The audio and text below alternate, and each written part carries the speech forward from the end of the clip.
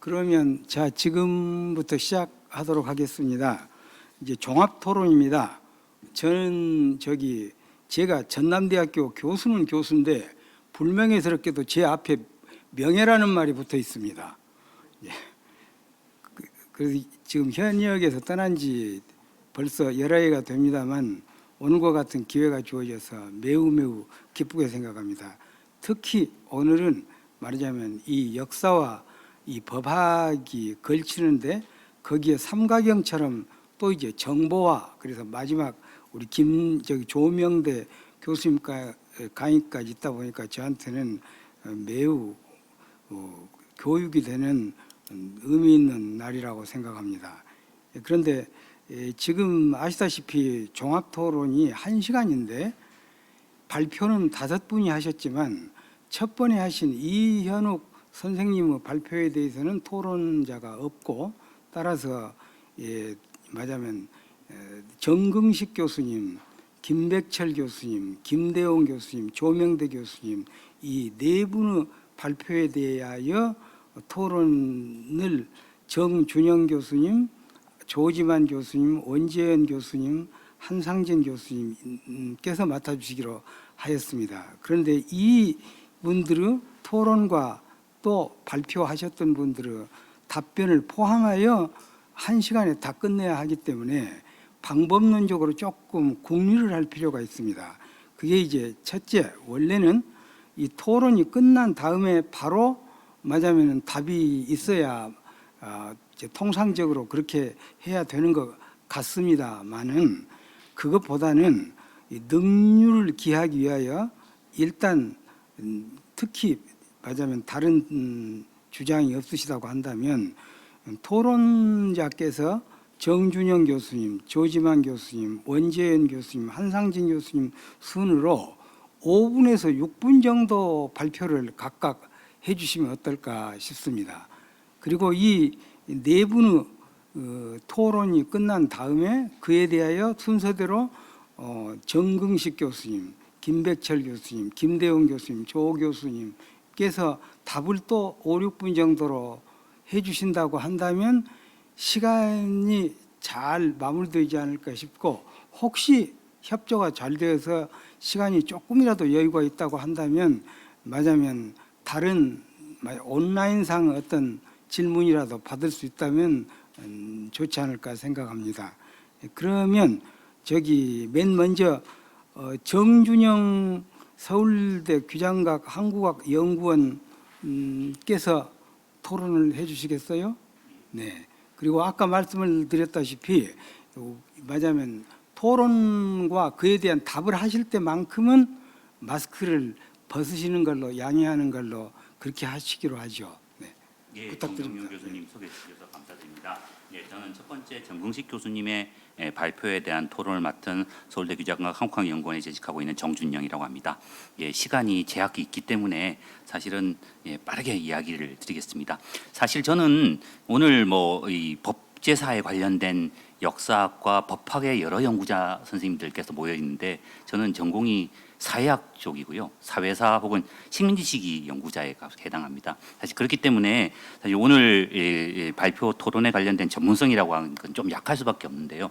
다만 개인적으로는 식민지 시기 이래로 지금까지 학문의 역사라고 하는 문제, 학문 형성사에 대한 관심들을 가지고 있는 측면에서 본다면 오늘 여러 선생님들의 발표들이 굉장히 제 개인적으로는 공부할 수 있는 바가 많았다라는 말씀을 먼저 드리고 싶습니다. 예, 준비된 발표문을 좀 읽어가는 식으로 발표를 빨리 진행하겠습니다. 정긍식 교수님의 발표문은 법학과 역사학의 결합으로서 출범한 한국 법제사 연구가 어떤 학문적 지향과 사회적 배경 속에서 발전과 확산을 거듭하여 오늘날에 이르렀는지를 체계적으로 조망하고 있는 발표라고 하겠습니다. 특히 교수님의 발표문은 조선시대의 주요 법령, 의정, 규정 자료들의 간행, 번역, 연구를 법제사 연구의 성장과 떼어놓고 생각할 수 없는 주요한 요인으로 간주하고 있는데 이 덕분인지 논의가 자연스럽게 국사편찬위원회의 법령자료 데이터베이스의 활용 방안에 대한 제언으로 이어지고 있습니다. 요컨대 이 발표문은 자료의 중심을 두고 하나의 학문 분야로서의 한국 법제사의 과거, 현재를 조망하는 작업, 일종의 학문사라고 하겠습니다. 그런데 특정 학문 분야의 뛰어난 연구자들과 그들의 탁월한 연구 성과는 그 학문의 역사를 서술하는 데 가장 기본이라고 하겠지만 개인적으로 봤을 땐 그것만으로는 또 충분하지는 않은 것 같습니다. 학문사라는 것이 하나의 학문 영역이 성장하여 지속 가능한 분야로 제도화되는 과정이라고 본다면 특정 개인의 탁월한 연구 활동이라는 차원을 넘어서서 다양한 지점들이 고려될 필요가 있기 때문입니다.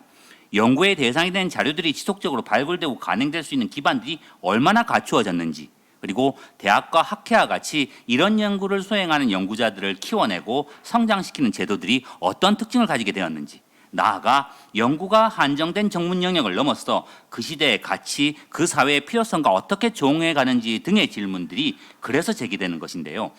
그리고 이런 관점에서 봤을 때 정거식 교수님의 발표문은 비록 시간과 분량의 제약은 있었지만 한국 법제사학의 역사적 전개 과정에 미친 여러 힘들을 균형감 있게 고려한 시도라는 점에서 법제사는 물론이고 한국의 여러 분과 학문의 역사를 고찰하는 저 같은 연구자들한테도 시사하는 바가 매우 컸습니다. 특히 이 학술대의 전체 주제인 조선시대 법령 데이터베이스와 관련해서도 이 발표문은 단순히 학문의 도구 중의 하나로서의 사료가 아니라 그 학문 분야를 만들어내고 분야 내부의 새로운 소통과 학문적 긴장을 일으키는 일종의 필드 장으로서의 법령 데이터베이스로 그렇게 바라볼 여지들도 주고 계시는 것 같습니다.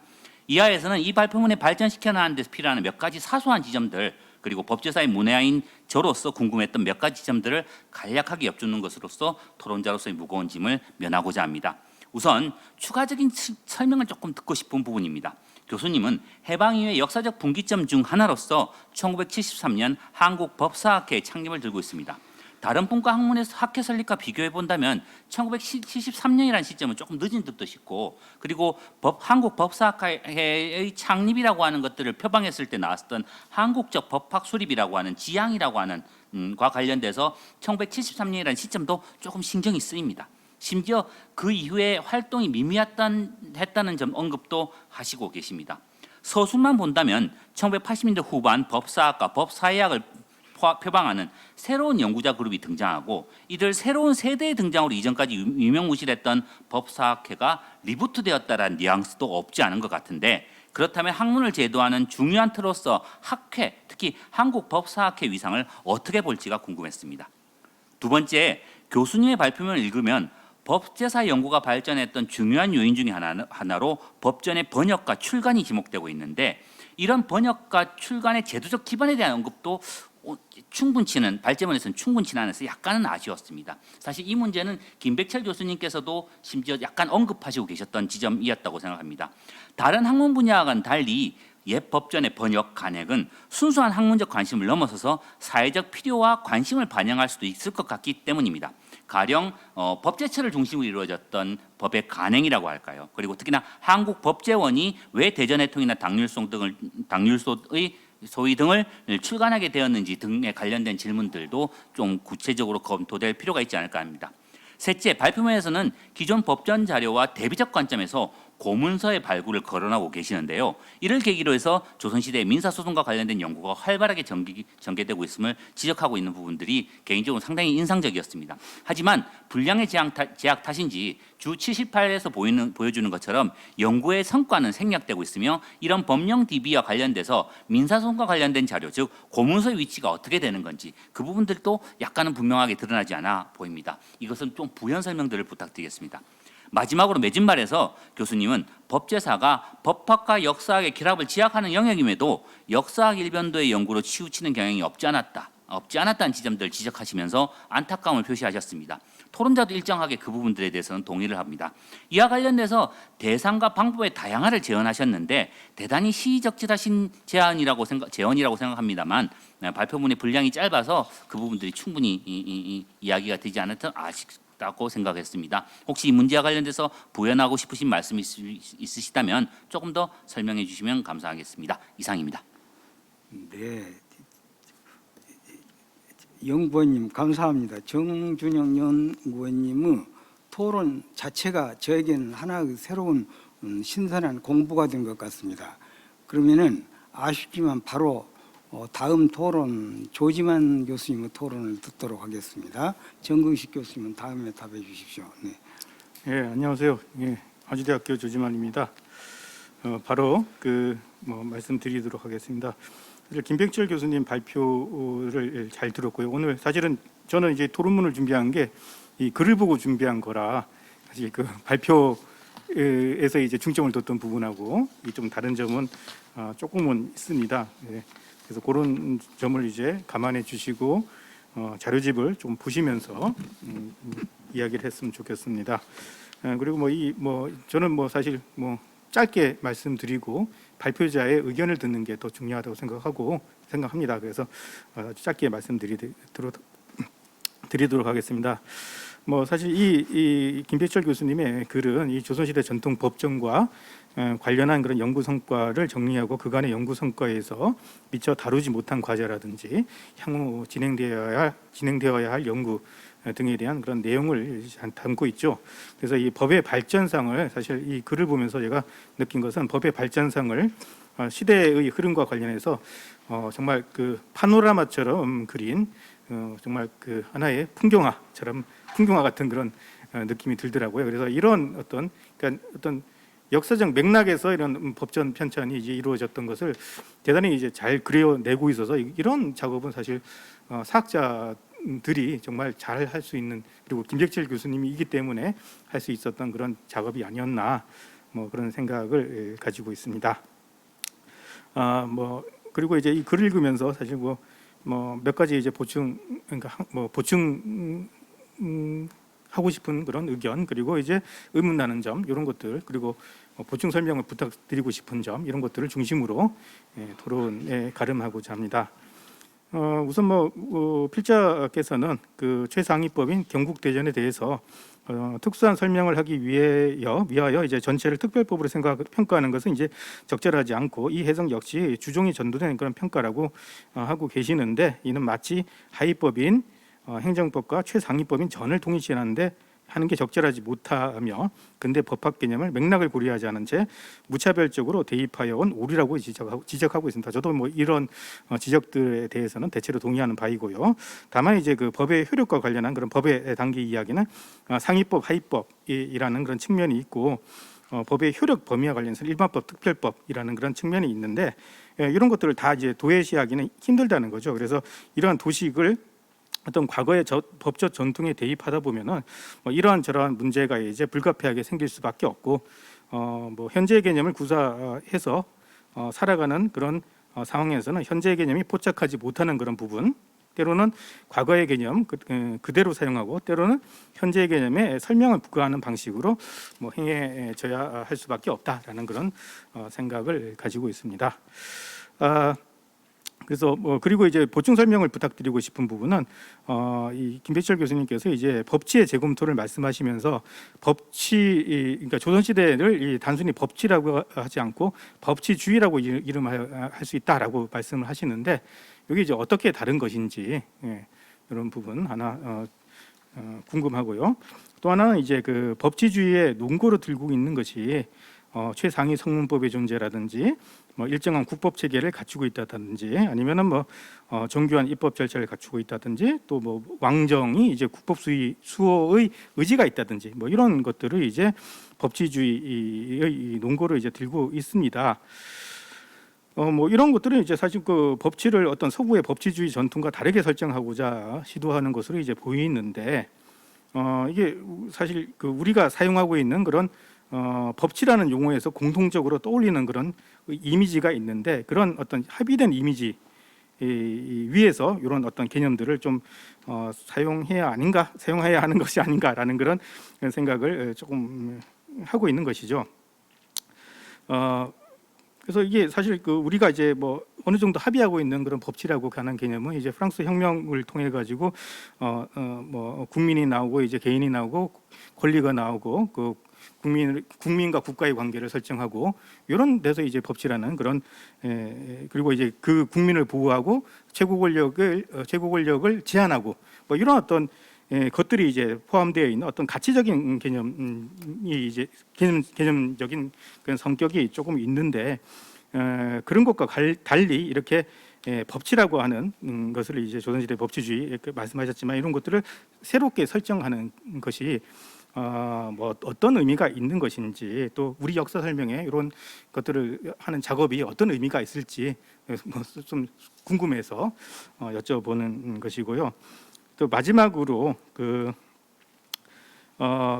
이 동북아시아 국법 체계의 이론 모델 모색과 관련해서 법학 연구 분야는 그동안 이제 서양 근대법을 기본으로 이루어졌다라고 이제 하시면서 우리 헌법 체계가 독일의 바이마르 공화국 헌법의 영향을 받은 까닭에 전통법 연구 역시 이러한 연장선상에서 로마법으로 확장되었다라고 하는데, 요 연결고리가 하나는 공법이고 하나는 이제 사법 쪽인데, 연결고리를 좀 제가 찾을 수가 없어서 어떤 맥락에서 이렇게 쓰셨는지 이런 부분들이 좀 궁금합니다. 그래서 이런 정도로 이제 토론의 의미를 마치고자 합니다.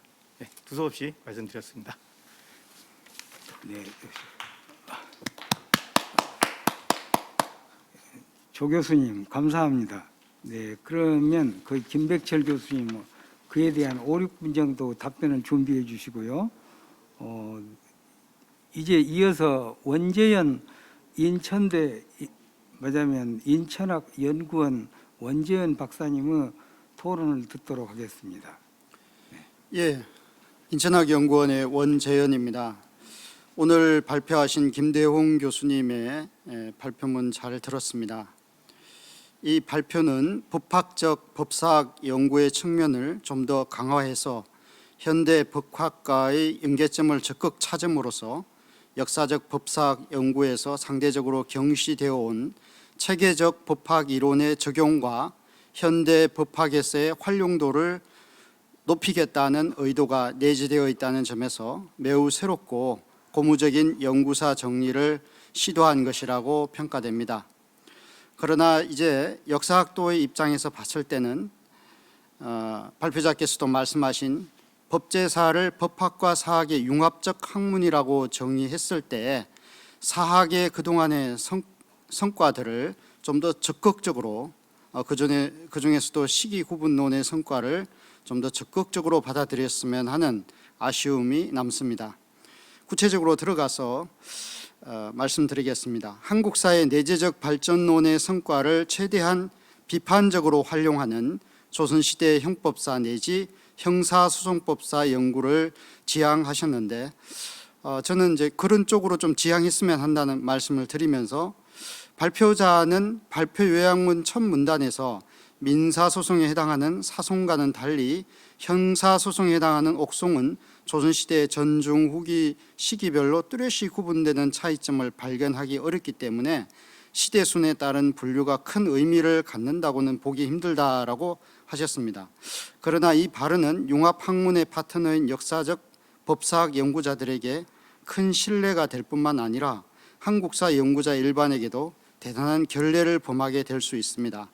만약 발표자가 일제 식민사관에서 누차 강조하는 조선 왕조를 포함한 한국사의 정체성론을 지지하는 연구자가 아니라면 사실은 제가 말씀드린 그런 언급은 역사학계, 특히 조선시대 연구자들의 수많은 연구 성과에도 불구하고 역사학계의 조선왕조 3시기 구분론에 맞춘 법제사, 그중에서도 형법사나 형사소송법사의 연구는 현 단계에서 당장 실행하기 어려운 여러 가지 난제가 있어서 향후의 연구 과제로 남겨두고자 한다라고 표현을 바꾸시면 좋을 듯합니다.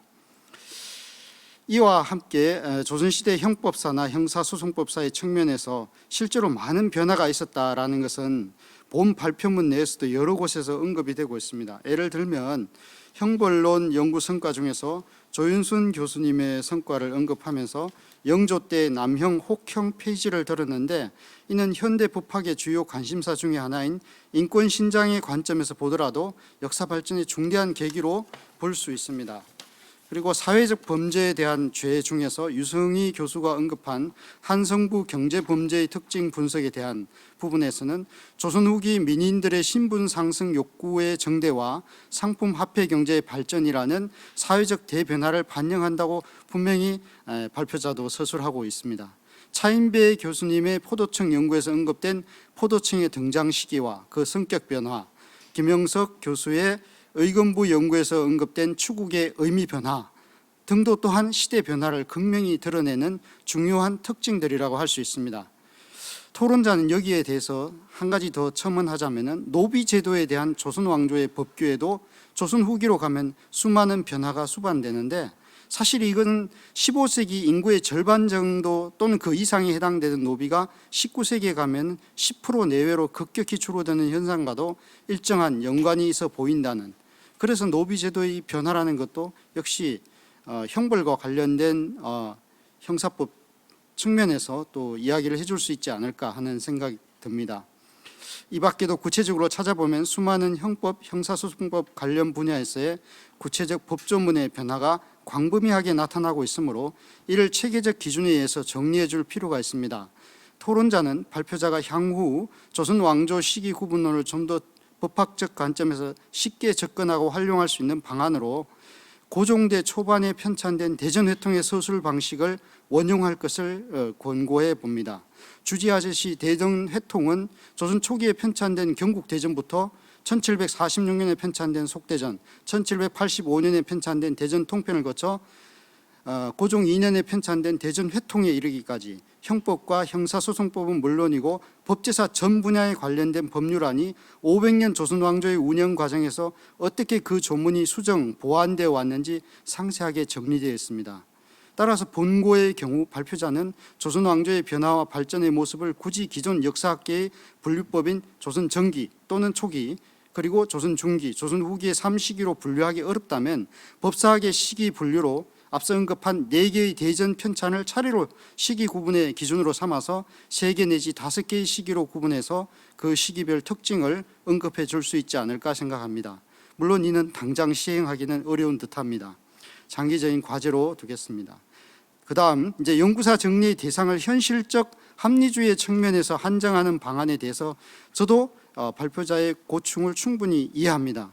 그러나 혹시라도 자의적으로 어떤 연구 성과를 뺐다라는 오해를 받을 수도 있겠는데, 그러한 오해를 받지 않기 위해서는 조금 더 구체적인 기준을, 정성적 평가의 기준을 밝혀야 된다라고 생각합니다. 뭐 예를 든다면은 조선시대 형법 또는 형사소송법 관련 연구 성과들 중에서도 전문적 심사위원들의 엄격한 평가와 검토를 거쳐서 발표된 성과들로 등재학술지 내지는 등재 후보 학술지에 실린 것만을 정리의 대상으로 한다고 하거나, 또는 뭐 이런 이야기를 하지 않는다면은 다른 합리적인 배제의 이유를 한두 가지 정도 짧게라도 언급해야만 자의적으로 연구 성과를 정리하지는 않았구나 하는 말씀을 들을 수 있지 않을까 하는 생각이 듭니다. 그리고 또 하나는 여기에서 이제 김대웅 교수님이 언급한 연구 성과들은 시기적으로 볼 때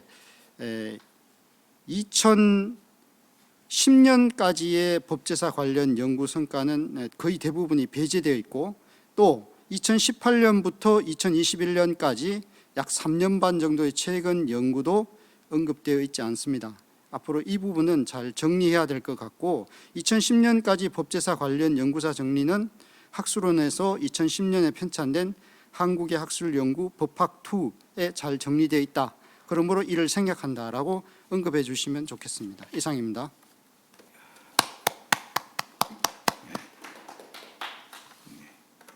원재현 교수님 토론 감사합니다. 그러면 이 토론에 대해서 김대웅 교수님 잘 준비해 주시고요. 마지막 토론으로 육군본부 기록정보관리단의 한상진 선생님의 토론이 있겠습니다.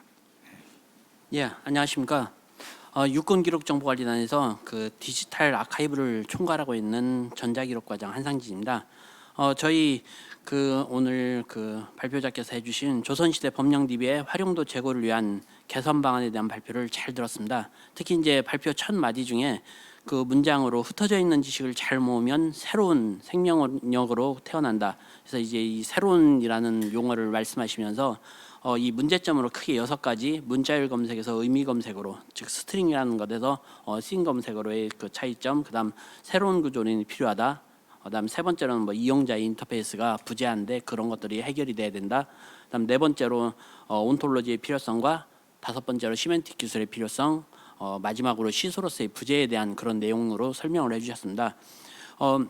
이 문제점들 자체가 상당히 아주 그 각각의 그 핵심을 잘 바라보면서 말씀을 해주신 것 같습니다. 그래서 저는 그 문제점으로 제시한 그 내용들을 가지고서 몇 가지 질문을 드리도록 하겠습니다. 먼저 발표자께서 제시한 새로운 구조론의 필요성 등에 대해서는 저 역시 공감이 됩니다. 근데 이제 발표 자료에서 보면은 그 의미 만들기라는 그 내용에 대해서 언급을 해주시면서 정보를 잘게 나누어 가지고 논리적인 접착제로 다시 다양한 맥락을 이용자들이 정보를 가지고 소비할 수 있도록 하기 위한 방안으로 시멘틱 기술이라는 그 말씀을 언급해 주셨는데, 이러한 그 시멘틱 기술을 하기 위해서는 어떠한 인력이 어떤 철학을 바탕으로 구체적으로 어떤 것을 해야 되는지를 좀 짧게 설명을 해주셨으면 좋겠습니다. 다음 두 번째로 문제점으로 시소로스의 부재를 꼽으셨는데, 시소로스의 부재와 관련된 내용은 첫 번째 발표자께서도 이제 두 번째 발표자께서 언급을 해주셨고, 이 각 용어에 대한 그 용어 관계를 도출해내기 위해서는 과거와 현재 그리고 상호 그 호환된 용어를 알고 있어야 가능할 것 같은데, 지능형 시소로스가 이러한 역할을 어떻게 수행할 수 있을 거라 생각하는지 말씀해 주시고요. 그다음 또한 이제 조선시대 법령 자료뿐만 아니라 다른 역사 관련 부분에도 이게 적용이 가능할지에 대해서도 간략히 언급해 주시면 감사하겠습니다. 세 번째로 발표자께서는 이용자 인터페이스에 대한 의견을 제시해 주셨는데, 기존의 키워드 검색이라는 그 스트링이라는 그 용어, 단순 용어만 검색하는 것에서 벗어날 수 있는 방법으로 의미 검색, 그 어떤 특정 용어를 입력했을 때 그 용어와 관련된 또 다른 자료도 그 검색해낼 수 있는 그런 방법으로 씬 검색을 이제 제시를 해주셨습니다. 현재 조선시대 법령 자료의 경우에는 33종의 조문에 대해 5개 분류, 그다음 조문별로 약 6가지 정도의 그 내용으로 지금 시스템이 제시가 되고 있는데, 이러한 자료에 대해서 사용자 인터페이스를 부여한다면 그 발표자께서 제시해 주신 그 패시스로, 왼쪽 패시스로는 어떤 것, 오른쪽 패시스로는 어떤 것들이 이렇게 있을지 그 부분에 대해서도 간략히 제시를 부탁드리겠습니다. 너무 많은 걸 이렇게 요청드리는 것 같은 한 가지만 더 말씀을 드리도록 하겠습니다. 그 대안으로 제시한 것 중에 조선시대 법령 제도 분야 DB 개선안으로 제시한 내용에서 개념 모델링이라는 부분을 언급을 해주셨습니다. 이 개념 모델링을 활용해서 온톨로지를 만든다면 기존의 시스템에서 사용하는 DB를 재활용해서 구현이 가능할지 여부. 그다음 두 번째로는 그렇게 구현이 만약에 어려운 경우에는 DB를 다시 분석하는 그 재설계 과정이 필요할 경우 대략 어느 정도의 시간이 필요한지에 대해서 언급을 해주시면 감사하겠습니다.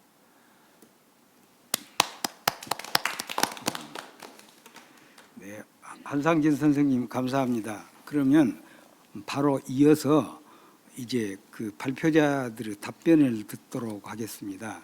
그러면 맨 먼저 정근식 교수님께서 5분에서 6분 정도로 말씀해 주시면 감사하겠습니다. 예, 정준영 교수님은 이제 경성제대 그리고 식민지대학 전문가로서 이제 학문사죠. 학술사보다는 그런데 제가 참 제가 원하는 토론을 해주셔서 감사드립니다. 특히 제가 아니라 여기 이재선 국편에 계시는 분이 이제 DB가 단순한 기술이 아니라 그 저기 학문의 장이라는 그런 좀 염두에 두시면 될 것 같고요. 추가적인 설명인데 일단 1973년도에 한국법사학회 창립인데 저도 그 저 선생님한테 박병 쌤한테 여쭤봐도 말씀을 안 하시거든요.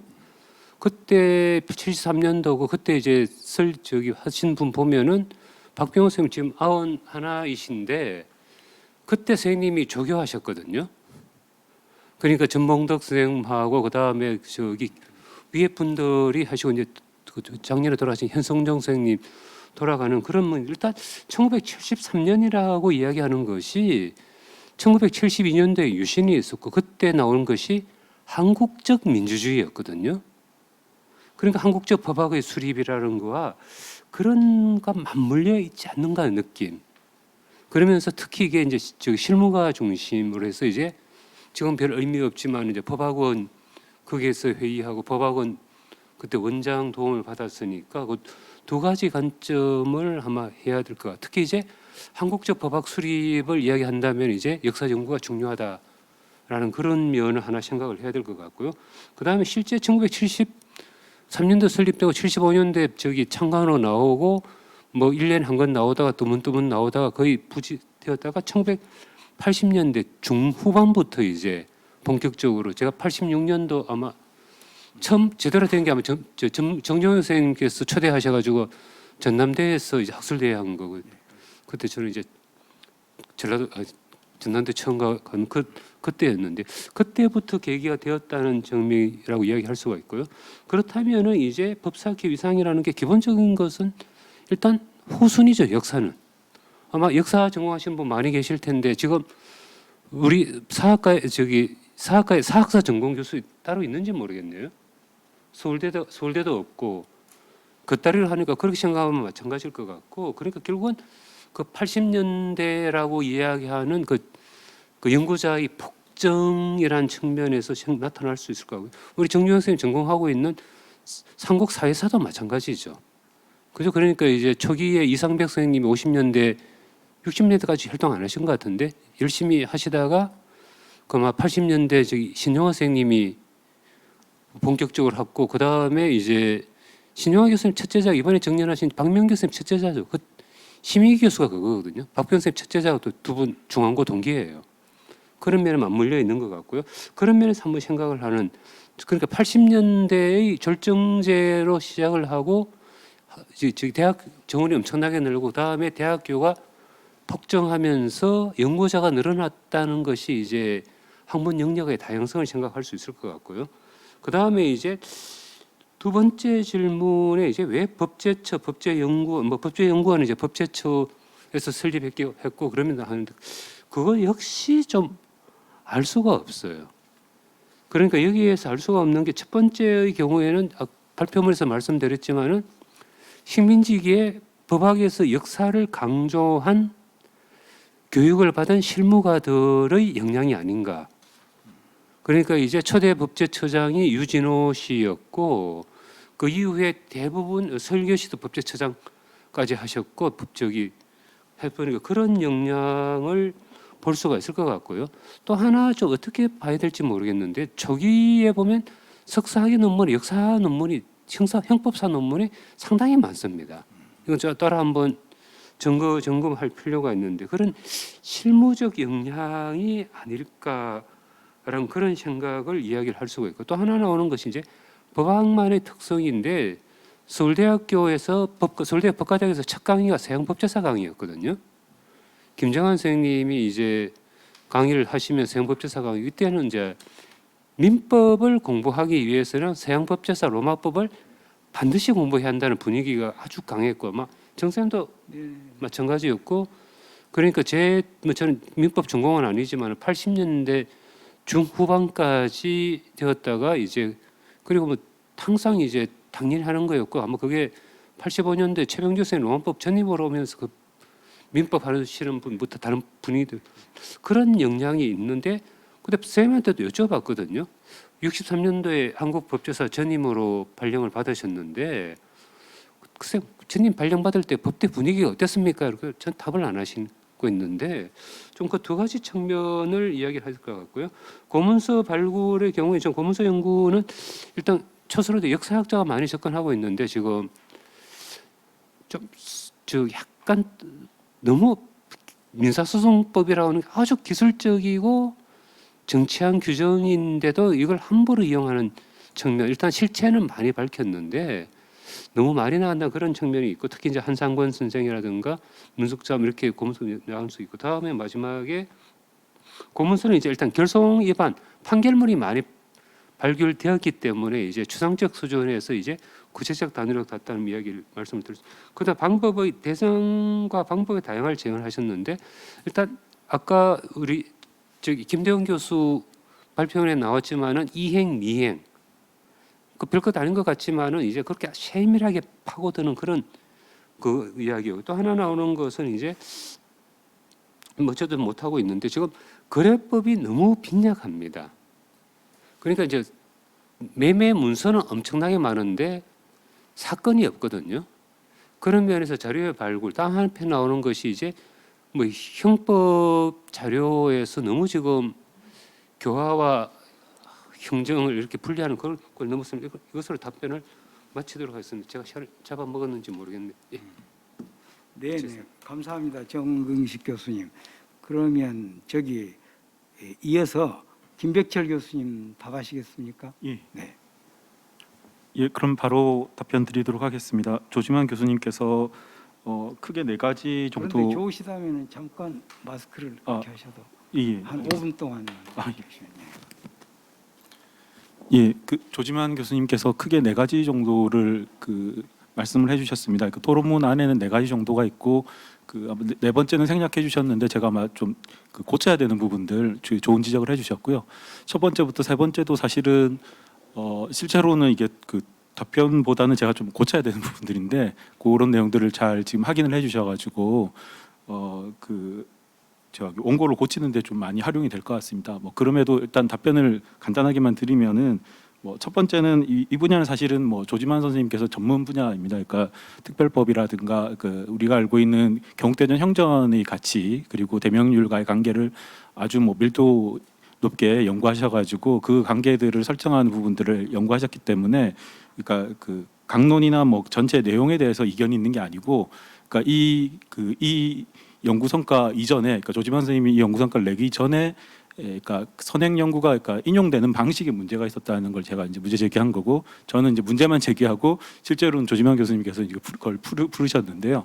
그러니까 어떤 거냐면 이제 다 아시는 내용입니다만 박평 선생님께서 그러니까 현대법 이론을 많이 활용하셔가지고 전통법을 설명하시려고 각 조문이나 관계들을 설명하려고 이런 부분들은 이렇게 볼 수 있다, 행정법적 요소로 볼 수 있다라고 한 전체 맥락들이 있는데 그 전체 과정들이 다 생략되고 이제 주로 마지막에 경국대전 행정법 이렇게만 인용이 됐었거든요. 그러니까 그렇게 되다 보니까 원래 설명하려는 가치하고 원래 전통법의 재평가라고 한 취지에서 하셨는 얘기인데 전혀 다른 맥락으로 이용이 되다 보니까 역사학 쪽에서 문제 제기를 좀 했고 실제로는 이제 조지만 교수님께서 밝히셔가지고 이 분야는 사실 해결된 게 아닌가 저는 생각하고 있고 그러니까 여전히 현재적인 법학을 이용해서 설명하는 것이 잘못됐다고 그런 생각은 전혀 아니고 다만 그게 곡해돼서 전체로 이해가 되는 부분들이 있으니까 이제 그런 부분들한 얘기인데 제가 아마 좀 그 전에 세게 얘기했던 것들을 이제 지적해 주신 것 같고요. 두 번째 얘기도 사실은 좀 계속 고민이 되는 부분인데요. 원래 법치라고만 썼었는데, 그러니까 법치라고 쓰니까 이제 문제 제기를 하는 이제 쪽에서는 두 가지 측면의 법치를 이제 얘기를 합니다. 그러니까 하나는 이제 법을 그냥 수단으로만 쓰는 법은 고대부터도 동서양 다 있으니까 그럼 그 법을 사용하는 국가하고 법치라고 우리가 생각하는 법치라고 뭐가 다른가? 서양 근대의 법치하고 그래서 그 이전 시기 거를 그러니까 17세기 영국의 법치주의나 19세기 독일의 법치국가를 제외하고 법치로 쓰면 안 된다라고 하거나 아니면 그것은 그런 법치가 아니다라고 하는 반론들이 많았기 때문에 법치에 대한 개념을 설명하거나 이제 아니면 그냥 아예 약간 그거는 법치하고 구분을 해서 좀 더 세게 법치주의라는 개념을 써보자라고 하는 취지로 이제 얘기들을 해봤고요.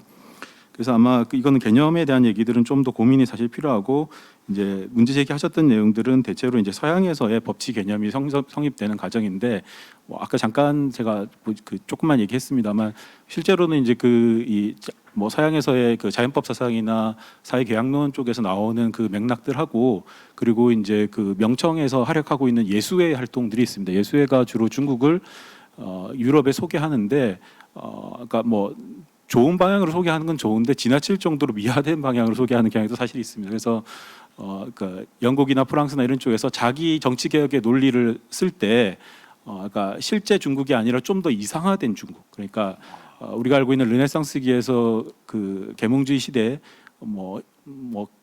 더 앞으로 잡을 수도 있습니다만 15세기에서 한 18세기만 놓고 본다고 하면은 이 시기에 자기들이 하고 싶은 바램들을 여러 가지의 이제 이상적인 모델들을 활용을 해서 유럽에서 쓰고 있습니다. 그러니까 가장 많이 쓰는 것은 그리스 로마 모델이고 또 기독교의 천년왕국설도 쓰고 있고 이집트의 신비주의도 쓰고 있고 그리고 그 중에 동양의 가치 중국이라고 하는 것들을 굉장히 크게 사용합니다.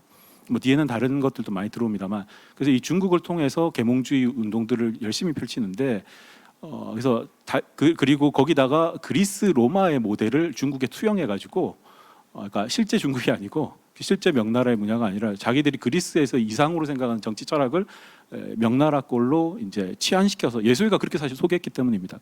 그렇게 해서 자기들이 생각하는 지식인들이 엘리트들이 통치하는 구조들을 만들고 싶어하는 것이고 그들은 전통적인 귀족이 아니고 영국에서는 젠틀이고 이제 명나라에서는 신사나 향신에 해당하고 그 다음에 조선에서는 사림에 해당하는 사람들 사대부 이런 사람들 해서 이들이 공론 정치를 했다라고 하는 거죠. 그래서 유토피아의 르네상스 지식인이라고 부르는 계층들이 얘기하는 뭐 헨리 8세가 폭군처럼 이렇게 마음대로 하는 것을 이제 제어할 수 있는 형태의 정치를 만들고 싶고, 그것이 이제 뭐 수평파 운동들을 벌여가지고 이제 의회주의 운동들 하고, 그들이 이제 의회를 장악하는 것이 이제 청교도혁명, 명예혁명이고, 그 과정에서 나오는 그 사회개혁론의 내용이 군주권을 제약하자. 그 다음에 나의 재산을 함부로 빼들지 말고, 이것은 군주가 마음대로 세금을 매길 수 없다. 이것을 입법 활동을 하자. 이것이 이제 영국의 입법주의이기 때문에 기본적으로 폭군이라고 하는 전제이고, 그 다음에 사유권이 보장 안 된다라고 하는 전제 속에서 자연 상태에서 나를 지켜줄 건 법밖에 없고, 이런 논리 구조라는 거죠. 그러니까 그렇게 되다 보니까 영국에서는 오히려 이제 동양적인 모델들을 활용하고 있는 상황인데, 과거에는 이런 것들이 많이 묻혔다가 2007, 8년에 이제 뭐 금융위기가 오니까 유럽에서 중국에 대한 재평가, 경제적으로 이제 성장을 하니까, 그 다음에 이제 실제 계몽주의 시대에 중국은 어떻게 평가되고 있었는가를 연구하는 것들이 이제 영미권에서 나오면서, 이 법치주의 개념 자체도 과연 이것이 그 제국주의 국가 19세기 중반 이후에 제국주의 국가가 승리했던 시점을 기준으로 해서 부해했던 관점들인데, 이런 관점들이 타당한가 하는 얘기들을 하고 있고, 그리고 여기서 말하는 개인이라든가 개인의 뭐 인권 이런 것들이 개념이 기본적으로 명나라의 사대부들의 공론 정치 개념들을 많이 가져왔다고 하는 연구들이 요즘 나오고 있어요. 그래서 실제로는 17세기 계몽주의의 뭐 프랑스와 캐나다 이런 사람들이 얘기하는 것들이, 뭐 유럽의 공자라고 불리는 사람들이 하는 얘기들이 중국을 못받자는 건데, 근데 이제 상황이 19세기가 되면 바뀐다는 거죠. 그러니까 동일의 상황이 되면 19세기 중반에 아편 전쟁 1, 2차 다 끝났고, 이제 중국이 그렇게 위대하게 보이던 중국이 아무것도 아닌 상태가 됐고, 반식민지 상태로 몰락하고 있고, 경제적으로도 안 좋고 군사적으로도 안 좋으니까 중국은 더 이상 가치 모델이 아닌 게 되죠. 근데 독일은 여전히 아직 통일을 안 했기 때문에 이상은 드높은 영국과 미국에 가 있는데, 그리고 중국처럼 되고 싶지 않고, 그래서 안 좋은 모델 중국과 그 다음에 선한 모델 영국, 프랑스라고 하는 개념이 해겔부터 시작해서 막스 베버나 미트포겔이 하는 개념들의 모델들인데요. 이때 얘기하는 것이 개인의 자유의지를 강조할 수 있고, 이것을 지켜줄 수 있는 정의로운 정부를 요구하고 있고, 그 공법이 법치국가론으로 발달하고 있기 때문에, 그러니까 이들은 사실은 뭐 연방으로 분해돼 있기도 하고, 그리고 이 과정에서 19세기 중반이라는 건 아까 말씀드렸던 것처럼 가상국가라고 그래가지고, 이제 국가라는 게 일개 왕실 소유물에 지나지 않고, 특히나 합스부르크 왕국 같은 경우에는 네덜란드도 합스부르크 왕국 거고, 독일 안에서도 오스트리아하고 프로이센 나눠져 있고, 그리고 뭐 우리가 알고 있는 신성로마 제국 따로 있고, 또 스페인 따로 있고, 네덜란드 따로 있고, 벨기에 따로 있고, 그다음에 남아메리카 따로 있고, 이걸 다 하나의 왕실이 여러 왕위를 복합적으로 가지고 있으면서 그 상속에 의해서 하는 거죠. 그러니까 국가나 국민이라고 하는 개념 자체가 우리가 알고 있는 소위 말하는 서구에서 서구 근대국가라고 하는 근대국가, 민족국가, 뭐 국민국가라는 개념이 19세기 중반에 생긴다는 얘기가, 이 법률적으로는 게르만이 갖고 있는 그 세습 가산제라고 하는 법을 다 일가 유럽의 모든 왕조들이 폐지하는 시점, 이 시점을 기점으로 해서 국가 체계가 만들어지고 있고, 그리고 그 국가가 좀 더 정의롭거나 개인을 지켜주기를 바라는 것 가치가 들어가서 법치가 만들어진 건데, 그리고 그것을 이제 뭐 비판하거나 하는 얘기들, 여러 논의들이 뭐 정의론이나 뭐 야경관론이 나오는데, 근데 이걸 동양에 갖고 와 보면, 김 교수님 조금 압축을 예, 죄송합니다. 이거만 끝내겠습니다. 동양에 갖고 와 보면 실제로는 이미 동양에는 수천 년간 국가가 있었고 법치가 운영되고 있었기 때문에, 이러한 이제 그 유럽의 관점으로 평가하는 게 참 맞지가 않다라고 하는 것들이고, 마지막은 짤막하게만 말씀드리면, 아마 그 제가 혼용해서 써서 그럴 텐데, 그러니까 그 바이마르 공화국의 헌법이 있고 민법이 있을 텐데, 그 민법적 가치들이 주로 말씀하신 대로 로마법의 것이고, 실제로는 뭐 로마법에서 나폴레옹의 그 민법전이겠죠. 그리고 바이마르 공화국의 민법으로 해서 우리나라에 왔을 것이고, 또 헌법으로서는 프랑스 대혁명의 그 헌법이 바이마르 공화국의 헌법으로 해서 우리나라에 왔을 텐데, 이걸 분리해서 서술해야 되는데 제가 막 섞어 썼기 때문에 이런 지적을 하시는 것 같습니다. 예, 길게 드려서 죄송합니다. 네, 감사합니다. 예, 앞으로 많은 논의를 서로 하시기 바랍니다. 그러면 세 번째로 김대원 교수님 답을 해주시죠. 예, 가급적이면 5, 6분을 지켜주시면 감사하겠습니다. 예, 그 여러 가지 좋은 점 많이 해주셨는데요. 먼저 그 조선 정기, 그다음에 중기 후기에 대해서는 제가 그 사학의 그 성과를 뭐 전혀 뭐 무시한다, 경시한다 그런 의도는 없고요. 다만 제가 그 어떤 새로운 시각에서 바라보자 해서 그걸 하다 보니까 아마 그런 데서 표현상의 오해가 있던 것 같습니다. 그래서 그 부분을 정확히 지적해 주신데 제가 일단 감사드리겠습니다. 그리고 좀 더 진지한 논의가 진행된다면은 사실 저도 많이 궁금한 점이 있거든요. 그 사송 옥송, 그러니까 예를 들어 우리가 할 때 왜 조선 전기와 후기에서 전기에서 나타났던 어떤 그 형사 관련 어떤 그러니까 법학에서 볼 때 치밀한 어떤 그런 논변들이 후기에 가면은 좀 전기보다 아마 찾기 힘들어졌나 뭐 그런 점도 굉장히 궁금해지고 또 그 영조나 정조 때 갔을 때 과연 그런 흐물책들이 진지한 어떤 제도적 어떤 반성적 고려에서 비롯한 것인지 아니면은 국왕의 인자함을 드러내기 위한 것인지 그래서 어떤 그런 가명도 정말 형벌 체계에 대한 진지한 반성이 있던 건지 아니면은 어떤 국왕의 어떤 그 성덕을 보여주기 위한 것인지 그래서 예를 들어 진지한 반성적 고려라면은 대전 회통 이런 조문들이 명목적인 것이 아니라 실제로 그 법령을 가진 것으로 볼 수 있고 그렇지 않다면 사실 법전에 있다 하더라도 그것이 명목적인 것에 불과한 것이 될 수 있기 때문에 아마 그런 것에 대한 좀 더 그 고민과 연구가 더 진행되고 저도 그 부분에 충분히 더 관심을 갖고 있습니다. 예, 그래서 조선 전기, 중기, 후기에 대한 구분에 대한 것에 제가 첨언해서 그 법학적으로도 한번 이렇게 분리해 보는 것이 의미를 지지 않을까 이렇게 해서 한번 말씀드린 거고요. 그다음에 연구사 정리 같은 경우에는 사실 제가 그 발표에도 말씀드렸지만 제가 그 형사노법 연구 성과를 뭐 전체를 뭐 그걸 할 그 능력이나 어떤 위치가 되지는 않고요. 다만 제가 했던 거는 이게 전체 틀, 그러니까 조선시대 법령 데이터베이스의 구축과 활용이라는 어떤 그런 측면에서 또 어떻게 보면 샘플로서 이제 형사노법의 연구 성과를 정리해 본 것이고요. 그래서 제가 송구스럽지만 그 선악의 힘을 빌려서 그 대한민국 학술원 편에서 정리했던 그 대상을 했고요. 그렇기 때문에 이제 그 말씀하신 대로 그 뭐 이전 자료가 좀 빠져 있고 그 다음에 최근 자료가 빠져 있는데 그 부분은 이 사실 요 프로젝트에서 그러니까 전체가 뭐 제가 정리하는 그게 아니라 이 프로젝트의 틀 안에서 했다는 그런 한계를 가졌다는 거를 양해 말씀을 구하겠습니다. 그리고 연구선에서 사실 또 제가 또 말씀드리고 싶은 부분은 지금 한국 학술지 인용서인 KCI에서 여러 가지 그 정보를 많이 제공해주고 있기 때문에 이걸 소셜 네트워크 분석이나 텍스트 네트워크 분석 방법을 빌리게 되면은 사실 많은 연구 성과들이 검색이 되거든요. 그게 단순히 주제뿐만 아니라 초록까지도 거의 포함시켜주기 때문에 예를 들어 대명률만 하더라도 제가 보면은 꽤 많은 성과들이 나오기 때문에 그럼 과연 이런 것들을 어떻게 앞으로 처리할 것인지 그래서 이 정성적 평가도 있지만은 전환자 평가도 무시할 수 없는 부분이고 또 그런 부분들이 전체 학계의 현재 많은 연구 경향을 반영한 것이기 때문에 이제 그런 거는 어떻게 또 다시 다뤄야 될지 그리고 아마 그런 거에 대한 아마 다시 한번 좀 고민이 있어야 되지 않을까. 그래서 실제 우리가 제가 말씀드린 대로 뭐 통합 검색 그다음에 뭐 판례 법령 이런 식으로 탭을 만들어서 산다고 했을 때 거기에 인용되는 문헌을 어디까지 처리할 것인지 또 그거와는 별개로 전체 학계 연구 성과가 있을 텐데 연구 경향이 있을 텐데 그건 또 어떻게 처리할 것인지 아마 그런 것들도 새로운 아마 그 한번 학문적 고민거리가 되지 않을까 그렇게 생각해 봅니다. 그래서 제가 뭐 말씀드린 점을 저는 크게 두 가지로 봐서 이렇게 짧게 답변 드렸고요. 그리고 앞으로 뭐 이런 기회를 통해서 좀 더 융합적 기회가 있으면 더 뭐 그런 굉장히 좋은 기회라 생각하고요. 제가 또 이 자리에서 하나 더 말씀드리면은 제가 이렇게 말씀은 드렸는데 과연 그 통합 검색 예를 들어 판례, 문헌, 법령 이런 것들을 한번 대범을 사고 있는 거를 국사 특히 조선시대 데이터베이스에 한번 적용한다고 했을 때 그런 것들이 정말 의미를 갖는 건지 아니면 그냥 한번 아이디어 제공해서 끝날 수 있는 것인지 한번 사학하시는 분들이 한번 아니면 또 정보학 하시는 분들이 한번 견해도 한번 이 자리에 빌어서 한번 듣고 싶습니다. 예, 감사합니다. 네, 김 교수님. 그러면 우리 조명대 교수님, 한상진 교수님 토론에 대하여 답변해 주십시오. 예, 감사합니다.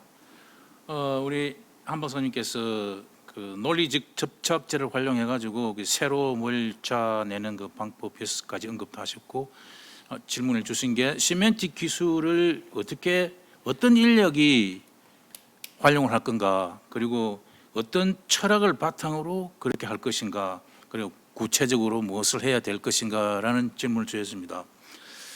저는 상당히 이 질문이 현실적으로 와닿는 질문이라고 생각하는데 거기에 대한 제 답은 어떠한 인력 이 부분에는 아까 제가 발표 때도 말씀드렸습니다마는 기술은 한 20% 정도고 나머지는 이 분야의 전문가들 가령 예를 들면은 국편 뭐 고전번역원 한국학 중앙연구원 뭐 법제처 등등 이런 분야에서 한 5~6명 정도의 한 타스크 포스가 만들어지고 그리고 저희들이 기술 쪽에서 한 명 정도 한두 명 정도 해가지고 아주 그 잦은 만남을 통해서 서로가 방금 질문하신 철학을 공유해야 된다고 봅니다. 그 철학이란 뭐냐 하면은 저는 그 현상학이라는 그 피노미놀로지 그 부분을 참 좋아하는데 지금 현재 우리 정보 검색이 너무나 그 표면에 나타나는 모습만 찾아내는 검색을 하니까 그게 아니고 깊숙한 본질을 찾아낼 수 있는 현상학적인 철학을 바탕으로 해가지고 이용자들에게 깊숙한 본질을 보게 하고 실제 바텀업 그냥 우리는 현재는 엘리트 시스템입니다. 그냥 몇몇 똑똑한 데이터베이스 전문가들이 만들어가지고 찾아가 뭘 못해 그 검색어 넣으면 나오는데 이렇게 아주 그 배짱으로 나오는데 그게 아니고 정말 그 이용자들을 분석을 해가지고 이 사람들이 정말 가려운 게 뭐지? 그 베이직 리퀘어먼트를 읽어내가지고 그 위에 시스템을 만들어야 되는데 우리는 아주 그 엘리트적인 사고방식에 의해서 그냥 계속 그것만 게임이 쳇바퀴 돌고 있다고 생각합니다. 그래서 그 점에서 그 아까 제가 뭐 관계 패시 내비게이션도 이야기했습니다만은 그 현상학을 준용해야 되고 그 다음에는 시스템적인 사고 방식이 필요하다. 관계 패시 내비게이션을 언급하면서 이용자들은 보지 못하면 찾지 못한다 이런 말을 했는데 이용자들이 처음에 사실 우리가 아무것도 모르는 여기 와서 검색하러 가면 못해요. 하루 종일 앉아도 아무것도 못 찾습니다. 검색어 그 안에서 리콜을 해가지고 그보다는 레코그니션. 그냥 이용자들이 전체 그 중에서 하나 툭툭 한두 개 클릭해봄으로써 이런 게 있구나. 우리가 장기 돌 때 그 조란말이 왼쪽으로 밀어서 게임이 시작하듯이 그런 뭔가 할 수 있게 해줘야 되는데 전혀 개발한 사람들은 이걸 못해 이렇게 생각하고 실제는 이용자들은 그렇지 않습니다. 그래서 이용자들 그렇게 높은 수준으로 생각하지 마라. 이용자들에 대한 철저한 분석을 해가지고 시스템적인 사고방식을 해가지고 전체도 보여주고 전체와 부분과의 대화, 부분과 부분과의 대화가 일어나는 것은 철학이 가져야 된다고 생각해서 그 다음에는 그렇게 함으로써 아주 그 융합이 일어남으로써 아까 이야기했던 새로움이 일어나지 않을까 그렇게 생각합니다. 그리고 구체적으로 무엇을 해야 할까요? 라고 질문하셨는데 저는 제일 중요한 거는 마음의 벽이 무너져야 된다. 우리는 서로 가진 내 생각이 중요해. 이게 잘 안 무너집니다. 저도 뭐 정치판을 여기서 이야기하는 그런 건 아닙니다만은 너무나 자기 것만 고집을 하다 보니까 남의 것을 아예 들으려고 안 하는 그런 게 있습니다. 특히 제가 아까 DBHD라는 표현을 했었는데 데이터베이스 허깅 디지즈. 내 데이터베이스만 최고야. 나 남하고 나누기 싫어. 그거는 아주 국력 낭비입니다. 그 나라 돈을 가서 만든 데이터베이스 서로가 연결을 해가지고 다 같이 넣어가지고 공동으로 하면 큰 시너지 효과가 나가지고 하나에서 하나 하는 것보다는 10개, 20개가 다 힘을 합쳐 공동으로 만들고 공동으로 그 있는 자료들을 나눠 쓰면 굉장히 좋은 방식입니다. 그래서 제일 처음에 마음의 벽을 무너뜨리면은 기술적으로 가는 거는 전혀 문제 없습니다. 그리고 기술 측면에서 현재 우리 국편이라든지 국립중앙도서관 등에서도 LOD 기술을 활용해가지고 되어 있는 건 저도 잘 봤습니다만은 최종적으로 보여주는 것은 똑같을 수 있습니다만은 거기까지 가는 방법이 이용자들을 무시했다 그겁니다. 제가 그 했던 분들을 전문가들 했던 그걸 폄하하는 것은 절대 아니고 그 가운데 유저 인터페이스를 정말 그 아까 이야기했던 이용자들의 베이직 리퀘어먼트 그 사람들이 가려운 부분이 뭔가를 읽어가지고 쉽게 할 수 있게끔 대화 형태로 탐색을 할 수 있게끔 우리는 너무 현재는 정보 검색만 하는 시스템입니다. 검색보다는 검색 플러스 탐색 브라우징 할 수 있는 이렇게 마우스 몇 번 움직여 봄으로써 이런 게 있구나라고 찾을 수 있는 그런 시스템이 되면 좋겠습니다. 시간이 뭐 얼마 안 남은 것 같은데 그 질문을 많이 하셨는데 그 중에 하나만 더 하면은 티조로스 부재에 대해서 지적을 하시고 뭐 어떻게 하면 좋겠느냐라고 말씀하셨는데 저는 항상 그 제일 주장하는 게 하나의 태양을 만들어 놓으면 on the fly 티조로스를 만약에 국편에서 만들어 놓으면은 이걸 활용하고 싶은 사람 누구든지 우리가 API를 발행해 줄 테니까 다 가서 활용해라.